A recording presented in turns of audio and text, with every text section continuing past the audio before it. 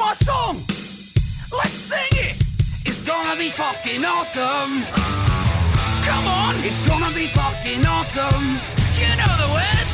It's gonna be fucking awesome.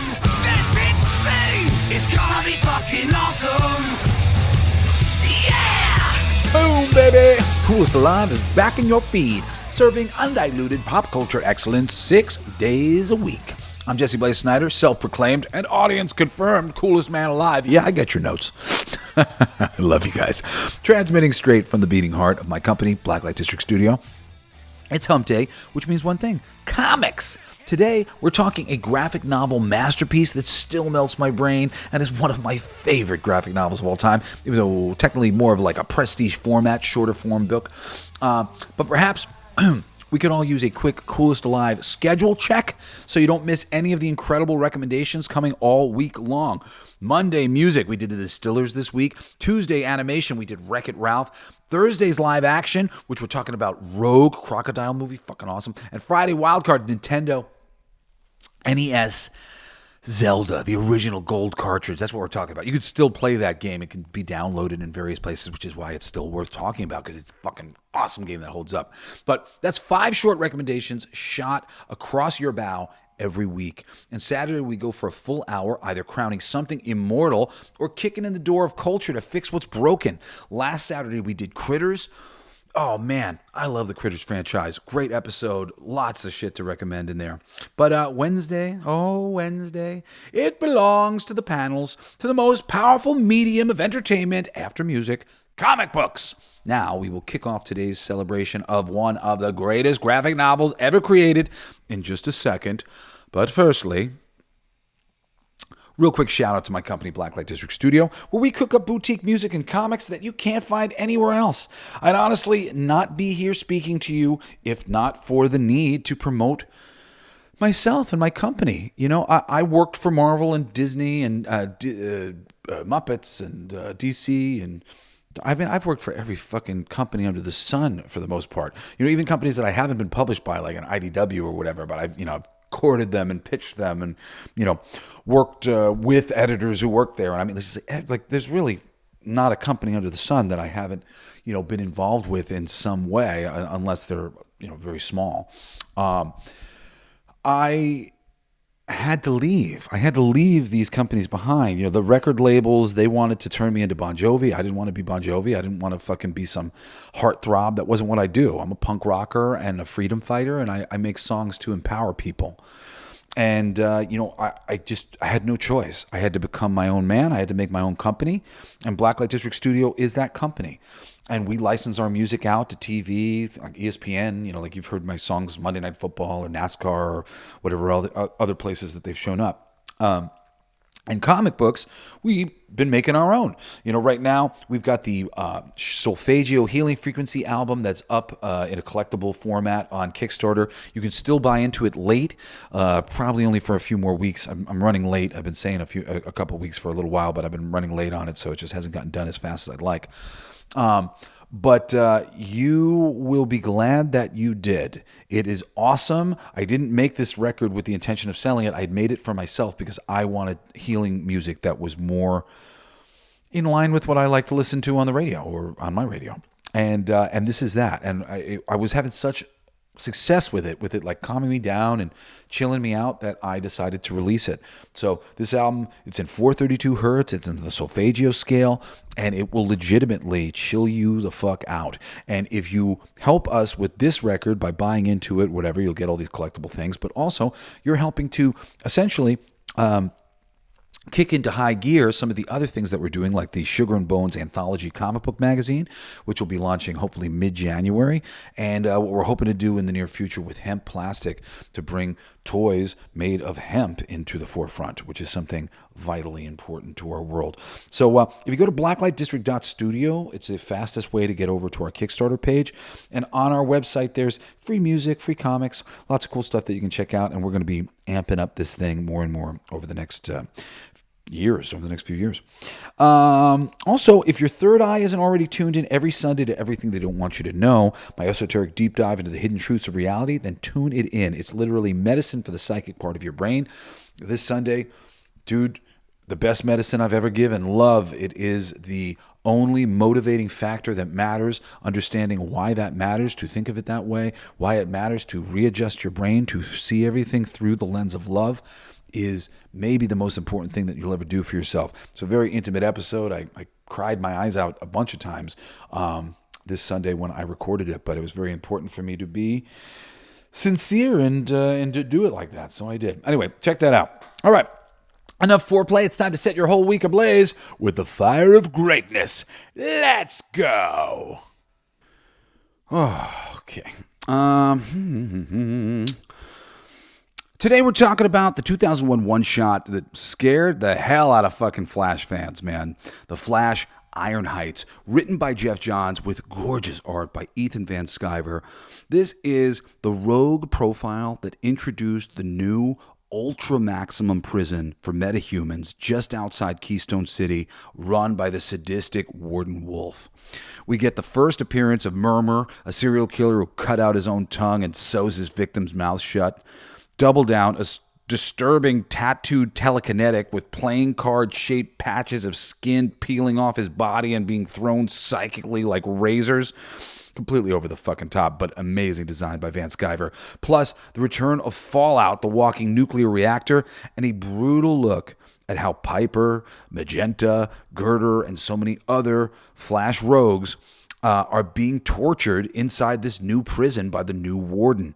It's dark, it's violent, it's permanently changing of the tone of Wally West's book, the Flash book, period. Granted, Barry Allen's introduction years later would even further change this tone, which I think is a problem. But there was a moment where the lighthearted vibe of Wally West's world became just a little bit darker in a good way. It was just balanced by some really creepy villains and new takes on a lot of his villains that really made them much more interesting and much more devilish and scary on some level. It really is basically patient zero for Geoff Johns, turning the Flash's world into the still fun but grim and gritty playground that it stayed for the next decades.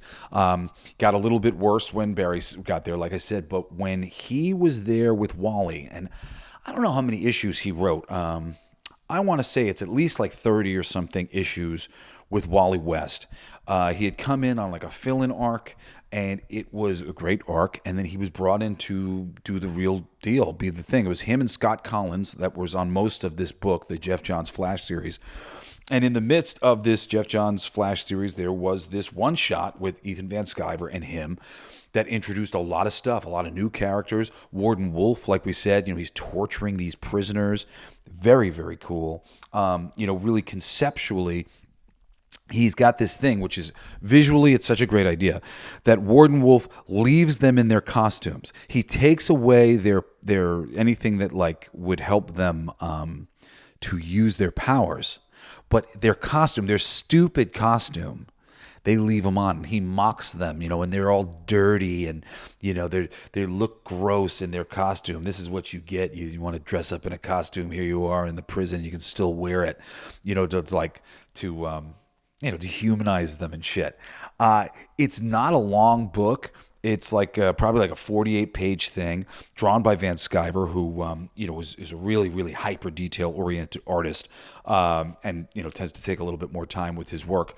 As people who have tried to support his Kickstarters later in existence have come to know, it takes a long time, but his work is really good. And Geoff is one of my favorite writers, period. A lot of the stuff that is like the most promoted works of Geoff Johns, like the Justice League New 52, oh God, those are the worst Geoff Johns books there are. His Barry Allen Flash is like some of the worst Geoff Johns shit he's done, because he was like forced to do things that conceptually just didn't really work from the ground up, like adding Cyborg to the Justice League, or bringing Barry Allen back in the first place when Wally West was honoring Barry Allen's death, the death that was really meaningful and took place in the Infinite Crisis. I mean, the Crisis on Infinite Earths.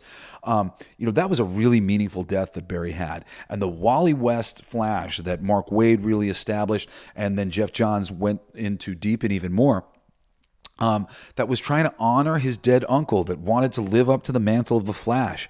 That was great with, legacy villains and heroes, because he was a legacy villain. So the idea that there'd be a new young guy coming up and that there was an older guy who used to do it, that whole two-tiered system, and even went along with the Twin Cities, that he's running back and forth between these two cities that are big and right next to each other. It's just great, man. Geoff Johns does such amazing work, period, on The Flash, and I recommend his whole run. But an easy way to recommend this, and I did do a longer form episode of Coolest Alive where I gush about Geoff Johns and Geoff Johns' contribution to The Flash. I did it a long time ago. You should look it up, and you will find like a ton of really great comic book recommendations there beyond Iron Heights. I do talk about Iron Heights a little bit during that episode as well, because it's so fucking good. It's one of my favorite comics ever. It's a prestige format, kind of like Batman the Killing Joke, like a double-sized issue instead of something larger than that. So not your traditional graphic novel, but it is incredible. Really, really holds up. The artwork, just being at Arkham Asylum and seeing all of the Batman guys in all of these cells. The Flash has the greatest unsung... Oops, sorry, got the hiccups. Has the greatest unsung rogues gallery in comics, period. Lots of people like to talk about Spider-Man. Most of Spider-Man's fucking villains are just all animal motifs. There's animal, they're all fucking animals. The Flash actually has like just a ton of really neat, interesting villains, just all of them with unique powers. Often they just have to be given a certain amount of real power in order to combat the Flash, especially as the Flash got built up by Mark Waid with the Speed Force and he got even more powerful. And then they had to make all these villains really matter on some level. And Iron Heights is such a great place to start. Pick this fucking book up. If you don't love it, well, then you know not to carry on. But if you do, go pick up a Wally West, Geoff Johns Flash omnibus. If you really love that, go read some of the read all the Mark Waid. I haven't read all the Mark Waid. I've read some of them. Reading them out of order isn't as good as, just whatever. But the Mark Waid stuff was good too. But I came up on this Geoff Johns Flash run. It's what made me fall in love with Wally. I mean, other than some of his early appearances in like JLA and a couple other places where I had seen him prior to reading the Flash comic book. But man, this is the run that made me fucking fall in love with Geoff Johns. He's one of my favorite writers to this day. Thank you in large part to this series and this single book.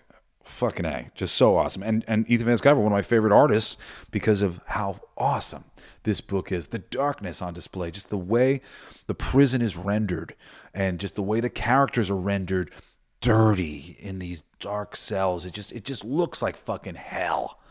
Just like a place where nobody should be. And one of the little reveals is that Warden Wolf literally has Fallout hooked up to a thing in the basement, and he's generating power for the whole prison. Human rights violation, we think? Maybe. Yeah, man. I don't want to spoil other like little bits, because it's one of those books that's just filled with like little thing after little thing after little thing that'll make you go, oh, cool. Oh, cool. Oh, cool. And it is sort of simplistic in its narrative and everything. So I'm not going to really talk too much more about it. I'm literally just saying, I said Torso is the greatest graphic novel. This is the greatest prestige format, double-sized issue ever. I mean, it's really like a 2-issue arc or something. Fucking awesome, man. Really, really just one of my hands down favorite, most beautiful, well-written comic books I've ever had in my hands. And, it's one of those books that when I take it out, I feel like I have something really valuable in my hands. You ever have that feeling where like you have and something like not everybody knows what you have in your hands, but like, oh my God, this is so valuable. This is worth so much. I love it. Highly recommend. That's it. That's all I'm going to say. That's your pick injected straight into your veins. I hope you fucking love it. But we will be right back Monday with music. I don't know what I'm doing next week, but I just did the Distillers this week. Coral Fang, one of my favorite fucking punk metal, kind of, well, not metal, it's like hard rock, but punk. Really, really catchy, really, really good. I think anybody would enjoy it. Tuesday, we did animation with Wreck-It Ralph. I don't know what we're doing next week. Wednesday, comics, where we are now. Thursday, live action. I'm doing tomorrow Rogue, really great Australian crocodile movie. Fucking awesome. And then on Friday, Wildcard Madness with a Nintendo old school NES game. Anyway, Saturday, last Saturday, we did a Critters celebration that was fucking awesome on the hour-long Mother Show. I fucking love that, man. I like the Crown Kings. Critters is a king franchise. It's often overlooked, but so lovely. But sometimes on the hour-long show, we will burn kingdoms to the ground. I don't know what we're doing this Saturday, but you should check out the Critter celebration. It was great. Anyway, slide into my DMs or email me, jbs@blacklightdistrict.studio, and tell me what's currently melting your face off in your reality. I love great recommendations for comics, movies, anything that I love. Like if you think, Jesse, you would love this, check it out. Hit me up. Usually I get hit up and recommended things by people who are like looking to promote their stuff.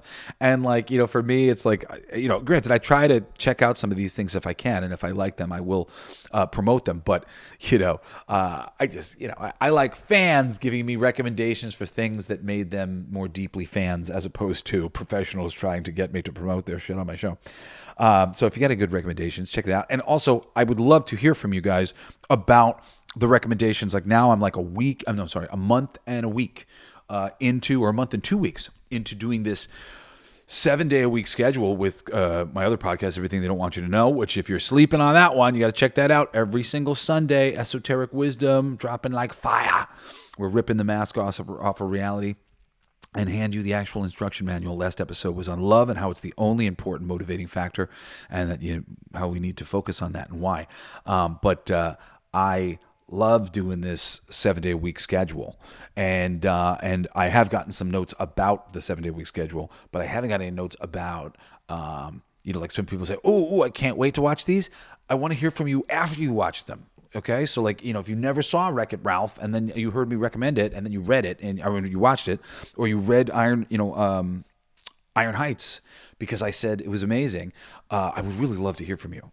I know that sometimes when things get hyped up, it changes your viewing experience or your reading experience, and I'm wondering, is my like exuberance over these things too over the top? Is it leading to you guys being let down or disappointed by some of the stuff that you check out? I try to, only focus on things that are really, really fucking excellent and like blow my mind. But yeah, I'm interested in that. So hit me up, jbs@blacklightdistrict.studio. And yes, Blacklight District Studio is still out here cooking boutique music, comics, and merch that you can't get anywhere else. You jump in on the current Kickstarter or late pledge, the glow-in-the-dark goodies over there at blacklightdistrict.studio. You can click straight over to the Kickstarter. It's linked up there. And there's free music on the site and free comics. A lot of things that are being added over the next bunch of months and stuff. Anyway, this is Jesse Blaze Snyder. I'm beaming out from the neon heart of Blacklight District, telling you one last time, stay cool and stay lively, baby. I love you all. See you tomorrow with the awesome live-action movie, Rogue. You've been listening to Coolest Geek Alive with me, your host, Jesse Blaze Snyder. Don't forget to rate, comment, and subscribe for more excellent geek culture content. Thanks for listening. It's my favorite part.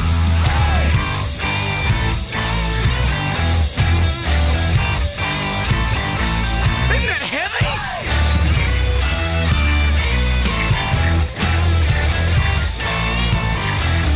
I played that. It's gonna be fucking awesome. Coolest alive. It's gonna be fucking awesome. Stay with your tribe. It's gonna be fucking awesome. Revenge of the Geeks. It's gonna be fucking awesome. Week after weeks. It's gonna be fucking awesome. Laughing with you. It's gonna be fucking awesome. And crying sometimes too. It's gonna be fucking awesome. Spelling it out. It's gonna be fucking awesome. Making you shout.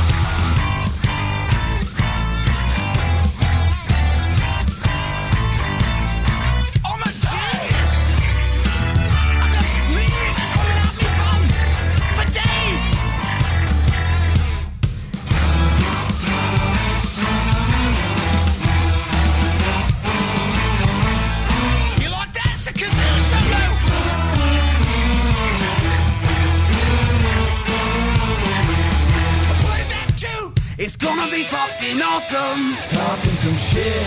It's gonna be fucking awesome. Living the shit. My voice is gonna be fucking awesome. Food in our mouth. It's gonna be fucking awesome. Get in the mouth. It's gonna be fucking awesome. Tell all your friends. It's gonna be fucking awesome. Call right or text. It's gonna be fucking awesome. Raising the bar. It's gonna be fucking awesome. Straight to the stars. It's gonna be fucking awesome. It's starting soon. Straight to the top. Passing the moon. It's gonna be fucking awesome. On with the show. It's gonna be fucking awesome. Ready, set, go. It's going to be fucking awesome. Fucking awesome. It's gonna be fucking awesome. Just wait. You'll see. You'll all see. The podcast playground.